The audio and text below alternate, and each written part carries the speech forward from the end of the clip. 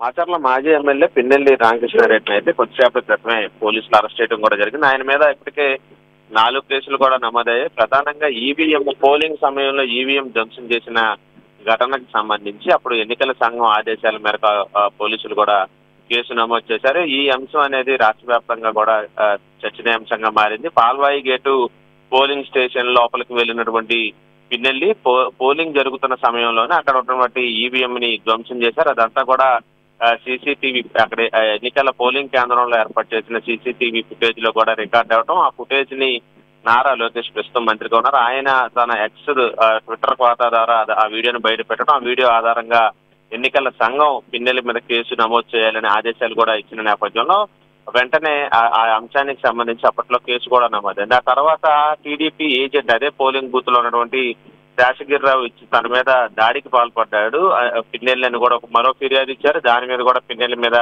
Case నమోదైంది హత్యాయత్నం కింద. మరోవైపు అక్కడే విధుల్లో ఉన్నటువంటి నారాయణ స్వామి అనే సిఐ మీద కూడా దాడికి పాల్పడ్డారని సిఐ ఇచ్చిన ఫిర్యాదు మీద కూడా మరొక ఎఫ్ఐఆర్ కూడా పిన్నెల్లి మీద నమోదైంది. దీంతో పాటుగా పోలింగ్ కేంద్రం నుంచి బయటకు వెళ్లేటప్పుడు ఒక మహిళ మీద కూడా దురుసుగా ప్రవర్తించి దాడికి పాల్పడ్డారని మహిళ ఇచ్చిన ఫిర్యాదు మీద కూడా మరొక ఎఫ్ఐఆర్ పిన్నెల్లి మీద నమోదు చేశారు. మొత్తం 4 కేసులు పిన్నెల్లి మీద పోలింగ్ సమయంలో అయితే నమోదయ్యాయి. 4 కేసులకి సంబంధించి కూడా ఆయన న్యాయస్థానాన్ని మధ్యంతర ముందస్తు బెయిల్ ఇవ్వాలని అప్పట్లోనే దాఖలు చేశారు. ఆయన పోటీ చేస్తున్న అభ్యర్థిగా అంటే ఆయన కూడా పోటీ చేసిన అభ్యర్థిగా ఉన్నాడు కాబట్టి కౌంటింగ్ కి జూన్ 4వ తారీఖున వెళ్లాల్సి ఉన్న నేపథ్యంలో అప్పుడే మిగతా పోలింగ్ అనంతరం జరిగిన అల్లర్ల సమయంలో ఎవరైతే అభ్యర్థులుగా ఉన్నారో వాళ్ళందరికీ కూడా మధ్యంతర ముందస్తు బెయిల్ ఇచ్చినటువంటి ఏపీ హైకోర్టు పిన్నెల్లి కూడా వాళ్ళతో పాటుగానే ఈ మధ్యంతర ముందస్తు బెయిల్ కూడా మంజూరు చేసింది. అప్పటి నుంచి కూడా గత వారం రోజుల వరకు కూడా ఈ మధ్యంతర ముందస్తు బెయిల్ అనేది కొనసాగిస్తూ కూడా హైకోర్టులో